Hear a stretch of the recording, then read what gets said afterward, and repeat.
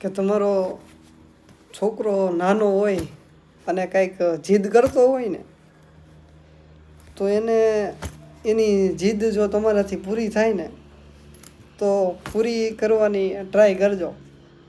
કારણ કે પછી તમારો છોકરો એક ઉંમર આવી છે ને, એટલે જે તમારાથી વસ્તુ કંઈક માંગવાની હોય, તમારાથી એને કંઈક અપેક્ષા હોય, એ માંગ તો એક ટાઈમે બંધ થઈ જાય. કારણ કે એ પછી તમારી પરિસ્થિતિ સમજવા માંડશે અને તમને સમજવા માંડશે. પછી તમારો છોકરો ક્યાંક બહાર કદાચ ભણવા જાય તો પછી એ બધું એનું મેનેજ કરતાં શીખી જાય. પછીથી છે ને એ ક્યારેય તમને ફરિયાદ ન કરે. આવું મને એટલા માટે લાગે છે, કારણ કે હું જ્યારે નાનો હતો ને, ત્યારે હું બહુ મારા પપ્પા પાસે જીદ કરતો. અને ત્યારે મને કંઈ ખબર ન પડતી કે પૈસા ક્યાંથી આવે, કઈ રીતના કમાતા હશે, એ હું કંઈ ન વિચારતો.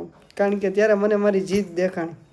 પણ જેમ જેમ મોટા થયા, ઘરની બહાર નીકળ્યા, અને પછી ખબર પડી કે દુનિયા તો ભાઈ કંઈક અલગ જ રીતના હાલે છે. આપણે નાના હતા ત્યારે થોડુંક સારું હતું, કારણ કે ત્યારે વિચારો છે ને એ આપણા દુનિયા જીતી લેવાના હોય.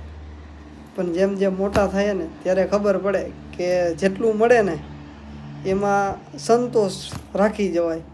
અને ક્યારેય કોઈ પણ માણસની છે ને એ સરખામણી નહીં કરવાની. સરખામણી કરવામાં છે ને એ આપણે જીવનમાં ઘણું બધું ગુમાવી બેઠીએ છીએ.